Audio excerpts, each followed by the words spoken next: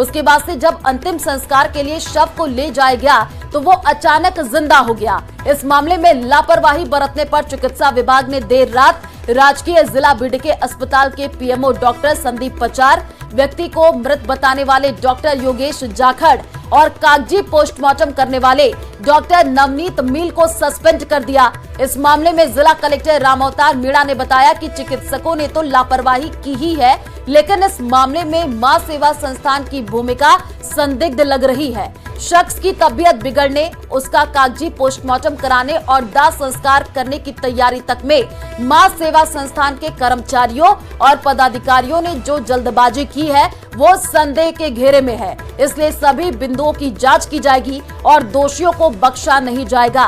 दरअसल आनन फानन में रोहिताश को जयपुर के सवाई मानसिंह अस्पताल में भर्ती कराया गया था, जहां उसकी मौत हो गई। फिलहाल शव को अस्पताल के मोर्चरी में रखा गया है। प्रकरण हुआ था बीडीके अस्पताल में। वो मरीज की आज रात एसएमएस में ले जाते समय मृत्यु की सूचना प्राप्त हुई है और लापरवाही के लिए राज्य सरकार के स्तर पर पीएमओ सहित 3 डॉक्टरों को निलंबित किया गया है। आगे विस्तृत और व्यापक जांच विभाग के स्तर पर और हमारी कमेटी द्वारा की जाएगी। जो भी दोषी होंगे उनके विरुद्ध सख्त कार्रवाई करवाएंगे।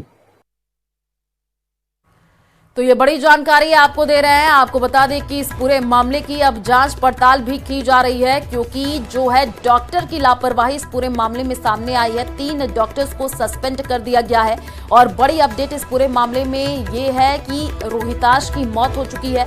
बीडीके अस्पताल की बड़ी लापरवाही सामने आई है। पोस्टमार्टम रिपोर्ट के बाद भी जो है शख्स जिंदा हो गया। उसके बाद से अब जो है इस पूरे मामले की जांच की जा रही है। ज्यादा जानकारी के लिए संवाददाता कृष्ण हमारे साथ फोन लाइन पर जुड़ चुके हैं। कृष्ण, 3 डॉक्टर्स को सस्पेंड किया गया और अपडेट इस पूरे मामले में कि रोहिताश की मौत हो गई। अभी शव को क्या एसएमएस अस्पताल की ही मोर्चरी में रखवाया गया है? जी मैं आपको बता दूं कि जो रोहिताश है उसको देर रात है वो झुंझुनू में तबीयत बिगड़ने के बाद उच्च स्तरीय इलाज के लिए जयपुर के एसएमएस अस्पताल में रेफर किया गया था। बीच रास्ते में इनकी मौत हो गई है। इनका शव है वो एसएमएस अस्पताल की मोर्चरी में है।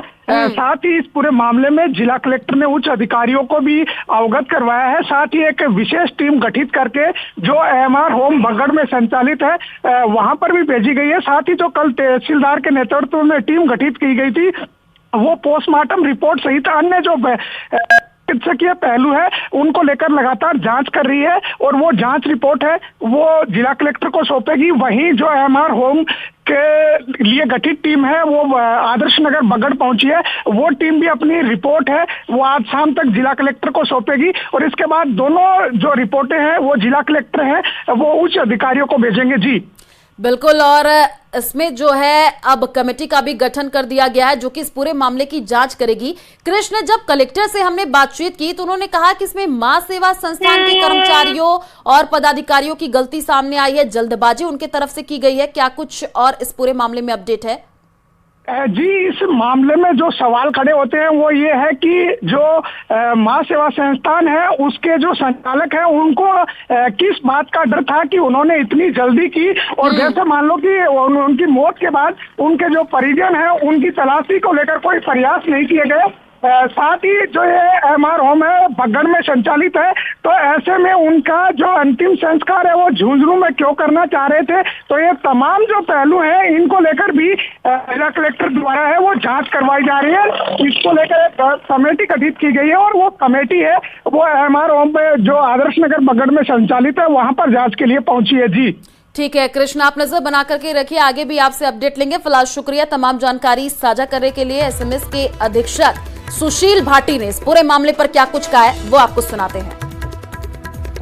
देखिए वहाँ की क्या स्थिति है मुझे भी अखबार से ही मालूम पड़ा है।